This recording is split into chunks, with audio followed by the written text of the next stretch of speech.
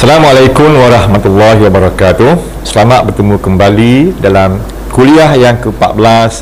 Kita masih dalam modul 2. Okey. Pesanan saya, jangan lupa untuk subscribe dan juga like. Dalam kuliah 14 ini, saya akan bentangkan data pemacu transformasi. Itu bagaimana kita nak menganalisis big data di sekolah. Ingat ya, dalam TS25, data yang dianalisis dia boleh digunakan untuk membuat perancangan strategik. Data ini kita panggil sebagai data pemacu transformasi, data driven yang selalu kita dengar. Baik, jadi kandungan kuliah yang 14 ini adalah berkaitan dengan analisis big data di sekolah, yang terdiri daripada yang pertama, sumber data dan jenis-jenis data di sekolah. Yang kedua, kepentingan menganalisis data.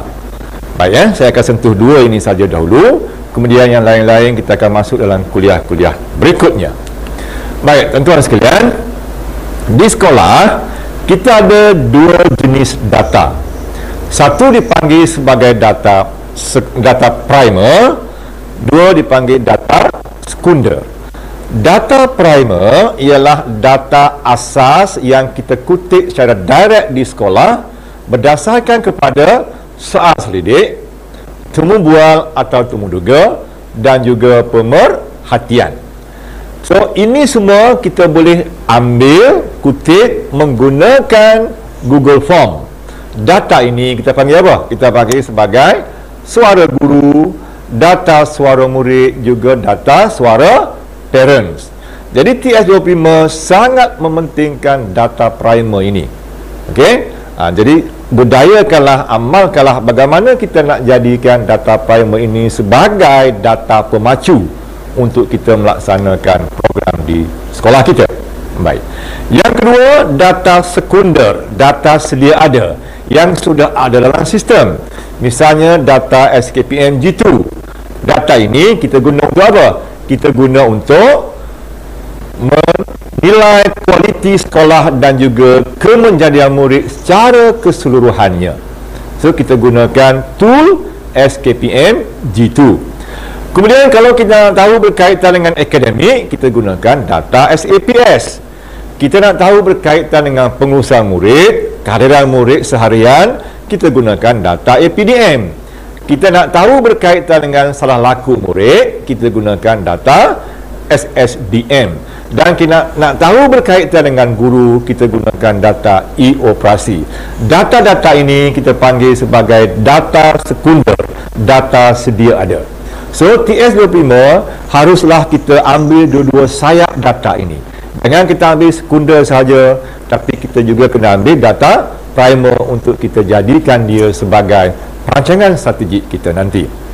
Baiklah tuan-tuan sekalian, ini contoh data SKPM G2 di bawah kepimpinan. Standard 1 kepimpinan PGB, standard 2 pengurusan organisasi, standard 3 adalah pengurusan kurikulum, pengurusan co-curriculum, pengurusan hal ehwal murid. Standard 4 khusus untuk guru, iaitu pembelajaran dan pemudahcaraan. Standard 5 ialah kemenjadian murid, sama ada dalam akademik, co-curriculum dan juga sasiah. Ini data asas. Okey, data sekunder asas yang kita gunakan untuk kita membangunkan sekolah kita. Baik.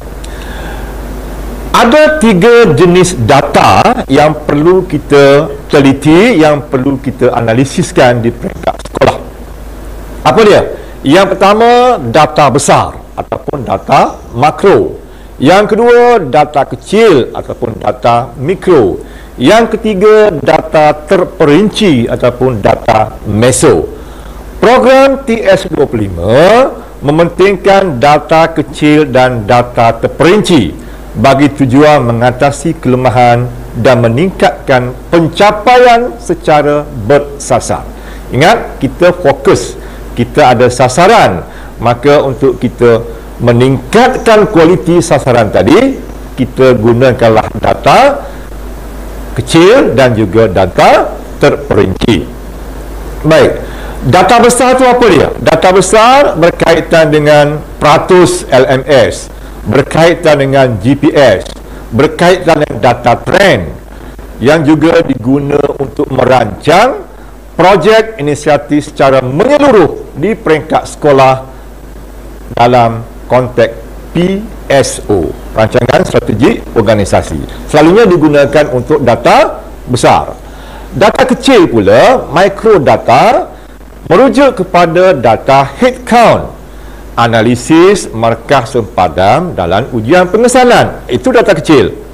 Misalnya kata, berapa orang pelajar yang ada di kelompok 0 hingga 19 markah, berapa orang pula yang berada di bawah kelompok 20 hingga 29 markah, dan seterusnya.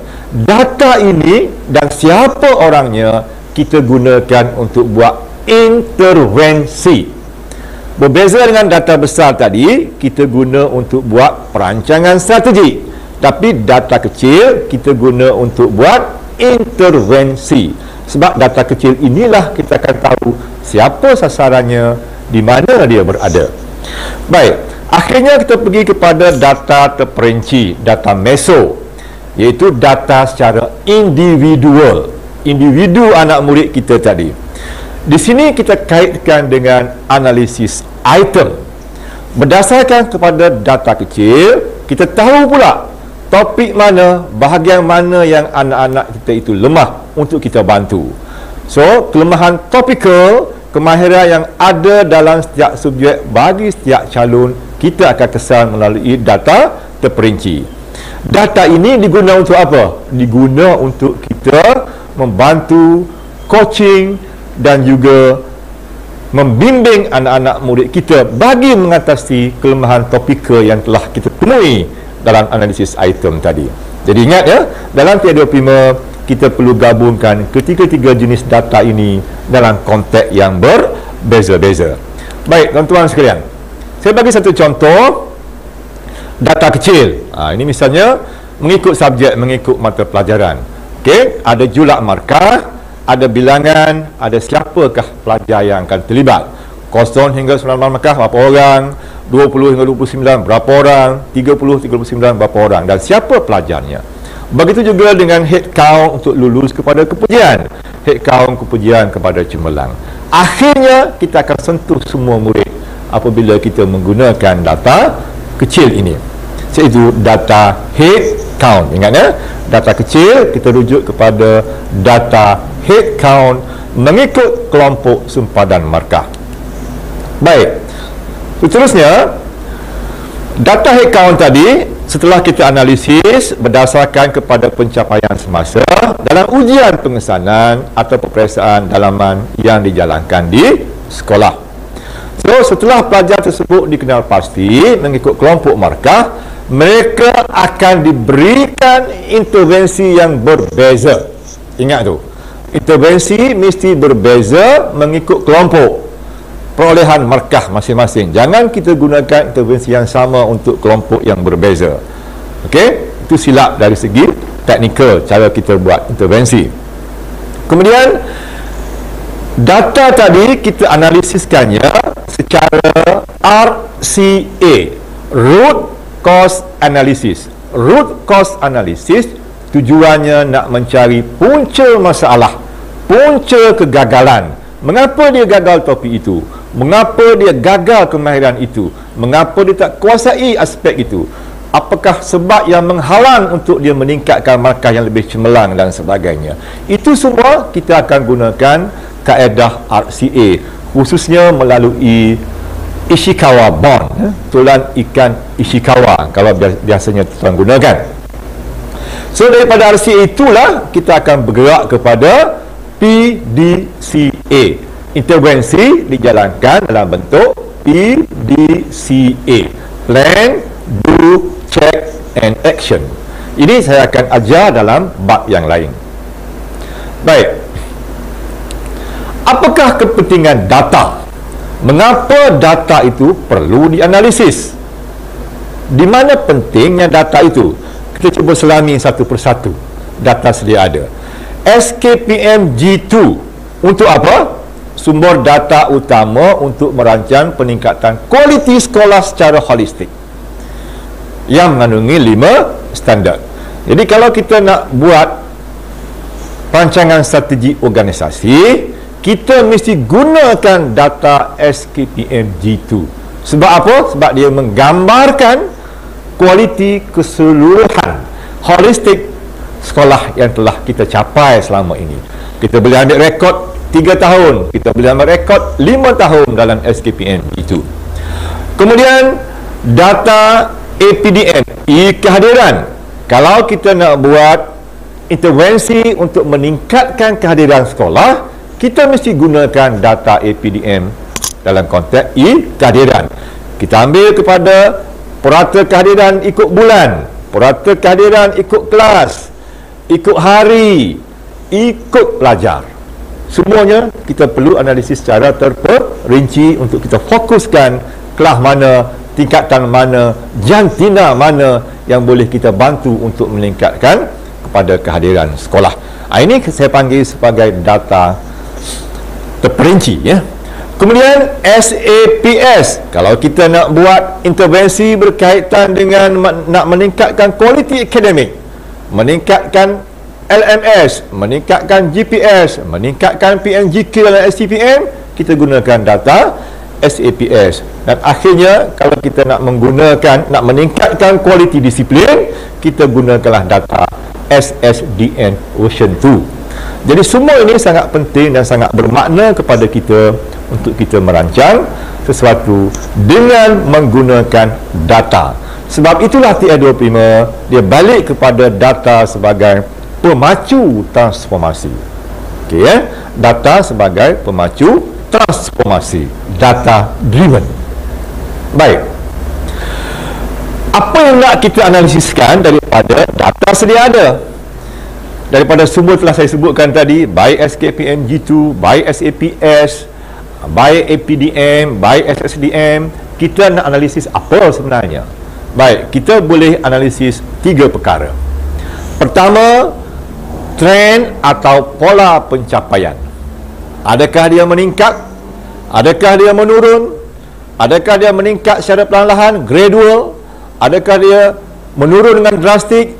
Adakah dia konsisten dan sebagainya? Dan kita tambah dengan RCA sebab mengapa data itu bersifat sedemikian.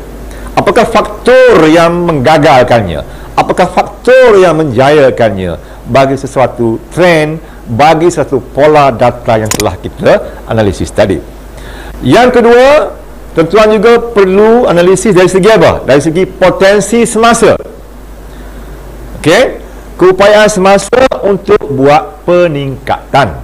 Data itu juga menggambarkan potensi yang kita ada, keupayaan yang kita ada untuk buat peningkatan. Di sinilah kita akan gunakan data itu, digunakan untuk membina target, untuk membina ETR, untuk membina KPI berdasarkan kepada keupayaan semasa yang kita ada.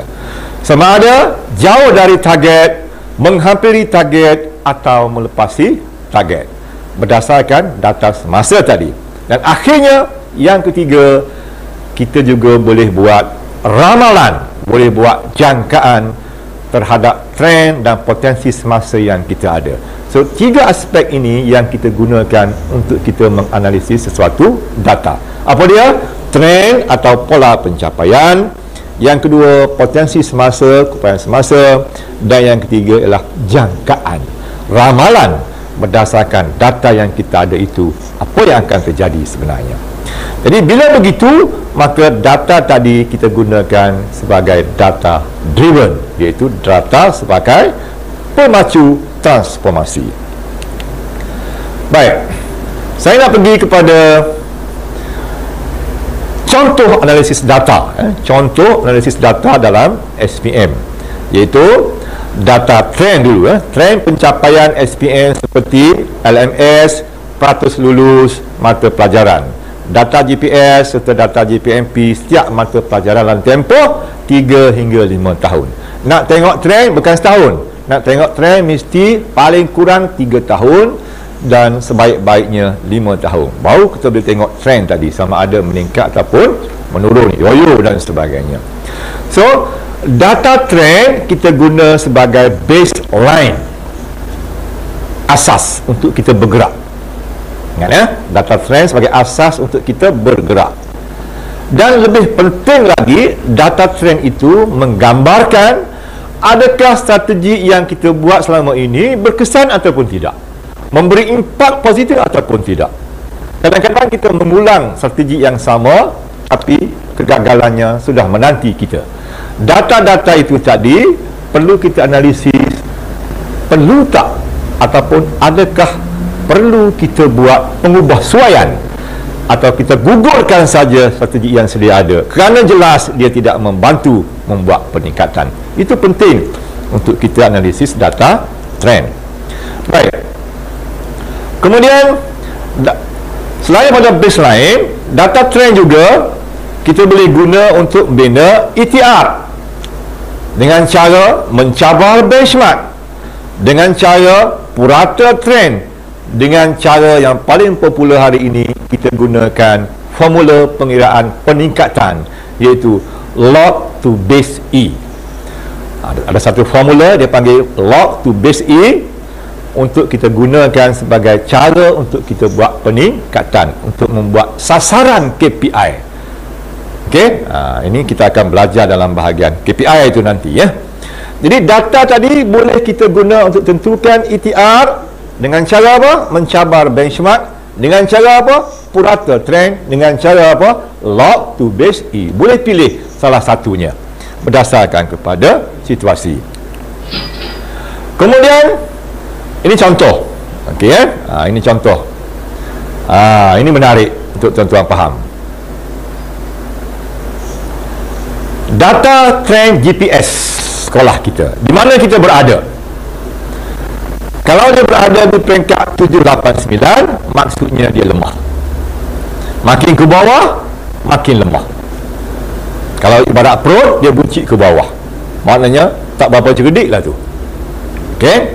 Itu trend yang pertama. Adakah dalam tempoh 3 tahun hingga 5 tahun kita begini? Kalau begini, maknanya strategi yang kita laksanakan sebelum ini gagal untuk buat peningkatan, sebab dia sentiasa berada di bawah paras. Okey, sentiasa lemah. Kemudian mungkin kita begitu. Ini bagus, pencapaian yang bagus. Okey, kalau ibarat pro, dia buncit ke atas, bell itu naik ke atas. Okey, so mungkin GPS-nya kosong, mungkin GPS-nya 1, mungkin GPS-nya 2. Ini merupakan data yang cemerlang. Kalau sekolahnya begini, GPS sekolah macam ini, GPS subjeknya macam ini, itu maknanya strategi kita adalah betul, strategi kita adalah tepat untuk meningkatkan prestasi. Boleh dikekalkan, cuma mungkin kita perlu tambah baik. Okey, mungkin macam ini. Kalau macam ini, apa jadi? Tadi macam ni ya, sorry. Okey, ini adalah saya sebut tadi, maknanya situasi yang baik sebab dia naik ke atas. Okey, 0, 1 dan 2. Itu maknanya strateginya betul kerana prestasinya adalah cemerlang. Okey. Lazimnya berlaku di sekolah-sekolah, mungkin sekolah-sekolah terpilih, sekolah kawalan, kan? Mungkin begitulah datanya. Baik, normalnya macam itu. Ini normal. Kita panggil sebagai taburan normal. Okey, buncit tengah-tengah itu menggambarkan pencapaian sederhana. So di sekitar 3, 4, 5 mata GPS, itulah yang menyebabkan taburan yang normal. Jadi sepatutnya bagi sekolah harian biasa, dia akan keluar taburan normal seperti itu. Kalau tak keluar taburan normal seperti itu, kalau masih lagi turun ke bawah, maka kita kena baiki strategi kita, kena ubah suai strategi kita supaya dia jadi macam ini. Barulah tepat dengan kehendak. Okey, baik. Jadi inilah yang dikatakan sebagai analisis data trend, untuk kita tahu di mana kita berada bagi meningkatkan kembali prestasi mata pelajaran masing-masing. Baik. Okey ya. Jadi oleh itu, Di manakah yang nak kita fokuskan? Kumpulan manakah yang perlu kita fokuskan untuk meningkatkan nilai GPS sekolah? Di peringkat mana? Cemerlangkah, sederhanakah, atau lemah? Ini kita kena fikir bersama. PGB kena fikir bersama. Kalau nak meningkatkan GPS, kita nak angkat kumpulan mana? Kalau nak meningkatkan LMS, kita nak angkat kumpulan mana? Strategi kita mesti betul. Okey, berdasarkan data, strategi kita mesti betul. Okey. Kalau nak meningkatkan GPS, kita kena fokus kepada kumpulan potensi cermelang. Potensi cermelang. Ingat ya? Itu dia, kumpulan potensi cermelang. Sebab apa sebut situ? Setiap orang pelajar yang dapat A, 1A, dia akan membantu dua orang pelajar yang dapat G tukar menjadi C. Nampak? Dia boleh angkat G kepada C, tapi dia pun turun jadi C jugalah. Bukti? Cuba kita ambil A, mata dia 1, G 9, G 9. 9 campur 9 campur 1 maknanya 19. Bahagi 3, dia akan dapat 6.33. 6.33 bermakna dia berada di grade C. Jadi A tadi sangat power untuk membantu dua orang yang gagal tukarkannya menjadi C. Dengan sendirinya GPS kita akan berubah daripada 9 kepada 6 dengan cara meningkatkan A. Itu pentingnya GPS itu. Nak meningkatkan GPS, kita bantu seramai mungkin yang dapat A, kerana dia akan mengheret sama yang G tadi tukar kepada C. Kalau kita bantu yang G, dia tak mampu untuk cari A, kerana G nak bawa diri sendiri pun susah. Okey, jadi kita bantu dengan bantuan daripada A. The power of A saya panggil di situ ya. The power of A. Itu dia. Itu caranya. Jadi kalau dari segi markah macam mana? Kita push up pelajar yang berada di markah B, B+, A minor tukar kepada A. Ini kelompok yang perlu difokuskan, iaitu B, B+, A minus. Kita bantu dia, kita intervensi ke dia supaya dapat A. Bila dia dapat A, maka dia akan mengheret G daripada bawah tadi tukar kepada C. Ini strategi GPS. Kalau strategi LMS bukan macam ini, dia lebih kepada G. So kita kena pandai mengolah strategi kita supaya dia kena dengan situasi yang kita perlukan untuk berjaya. Dan inilah dia yang dikatakan sebagai analisis berstrategi berdasarkan kepada data. Sebab itu data dipanggil sebagai data pemacu transformasi. So bantulah dari segi itu ya. Baik. Jadi saya rasa cukup setakat itu dalam konteks hari ini, supaya kita semua boleh menjadi pengurus sekolah yang hebat, yang melaksanakan strategi berdasarkan kepada data, bukan berdasarkan kepada persepsi, bukan berdasarkan kepada andaian. Ingat, TS25 nak buang saka persepsi, nak buang saka andaian, sebaliknya nak menggunakan data sebagai pemacu transformasi. Data driven. Sekian. Wassalamualaikum warahmatullahi wabarakatuh.